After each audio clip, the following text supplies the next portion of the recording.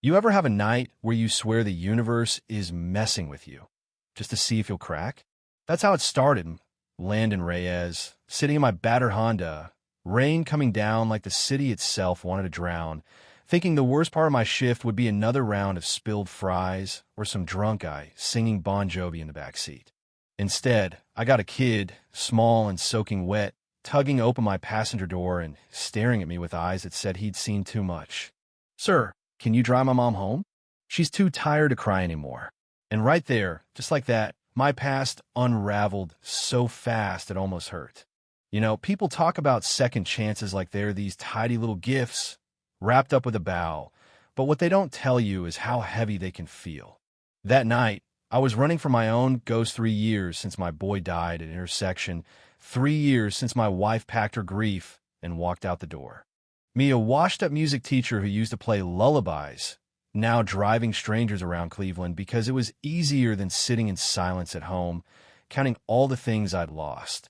But this kid, you see, looked back at the hospital doors, and there she was, his mom, curled up on a bench in hospital scrubs, head bowed, like sleep was something she only remembered from a dream. I helped her into the car. "Naomi," she said, soft as the rain on the roof. She barely managed to thank you before leaning her head against the window, and I thought, yeah, I've seen that kind of tired before. I told myself it was just another fare, that the knot in my chest was nothing, maybe just hunger or the cold or some leftover piece of grief I hadn't digested yet. But the next night, I found myself parked outside that hospital again. Then the next. Sometimes it's not about the route, it's about the rhythm you fall into it without meaning to, like a song you can't get out of your head. Naomi's half smiles, the way Jace babbled about school and heroes, the comfortable hush when nobody needed to talk. Before I knew it, I was carrying their groceries, fixing their door hinge, dropping off a backpack for Jace when his tore just being there, in these small ways that felt bigger than they should. Let me back up a sec because that's how these things creep up on you, right? One night, we're all out on the fire escape team. Naomi, little Jace watching the sky fade behind Cleveland smog, when Naomi finally opens up. She tells me about her husband Jace Sr. who ran into a burning warehouse and never came back. Jace looks up, all proud, says, "I'm Jace Jr." Mommy says I look just like him. That name hit me like a freight train. Jace. It wasn't just familiar. It was personal. My best friend from college, the guy who helped me survive finals and heartbreaks, who always dreamed bigger than both of us combined, just vanished from my life after graduation. I tried to find him, but he was always a step ahead, changing numbers, deleting social media, living a whole new life. When Naomi pulled out that old, faded photo of her husband, it felt like someone kicked the air out of my lungs. There he was, Jace, my Jace grinning in a firefighter's uniform, frozen in time. I felt my knees right there in her living room, clutching that picture like it might bring him back. I whispered, "He was my brother, not by blood, but by everything else that matters." Naomi's voice shook too. He never talked much about his past. Maybe he just wanted to start over.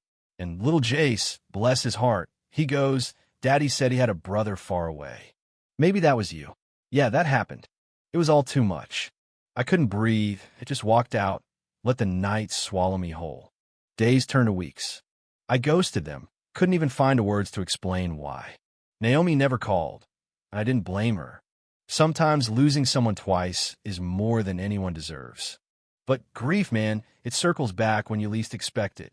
One rainy afternoon, Naomi collapsed outside. The hospital, her body just gave out from exhaustion. Jace, all of 7 years old, called me from her phone. "Mr.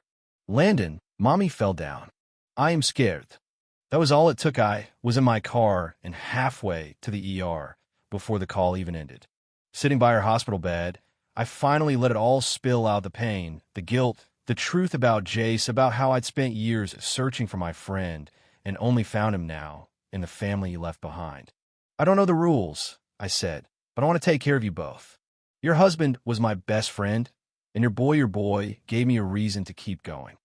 Naomi just reached out, her fingers wrapping around mine, quiet and steady. Weeks passed.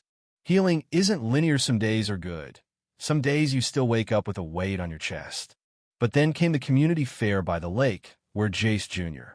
stood on stage, reciting a poem about heroes and home, his little voice quivering but determined. I sat beside him with my old guitar, playing those chords I hadn't touched in years. Naomi crying in the crowd, but it wasn't the same kind of tears as before. Afterwards, I pulled Naomi aside. Look, I'm not here to replace him. No one ever could. But if you let me, I'd like to pick up where he left off. My eyes were misting, I won't lie. I think Jace sent me. Maybe all that loss, all that searching, maybe it wasn't about what I lost, but who I could become for you and Jace Jr. She didn't answer right away, but when she did, it was in the way her hand found mine, strong and sure. Jace Jr. deserves a father. And if it's got to be someone, I'm glad it's you. We didn't need vows or big speeches. What we had was built on late-night grocery runs, quiet grief, old photographs, and a kid brave enough to ask a stranger for help. That's family, not the one you plan, but the one life hands you when you least expect it. And you know what? Sometimes the people you lose don't leave you empty. Sometimes, in some strange, twisted way, they guide you right where you need to be. So let me ask you, if life gave you a shot to finish someone else's story, would you take it? Tell me what you'd do in the comments. Was I right? Or should I have kept my distance? Let's talk about what really makes a family, and who gets to decide what's right or wrong when the lines get blurry.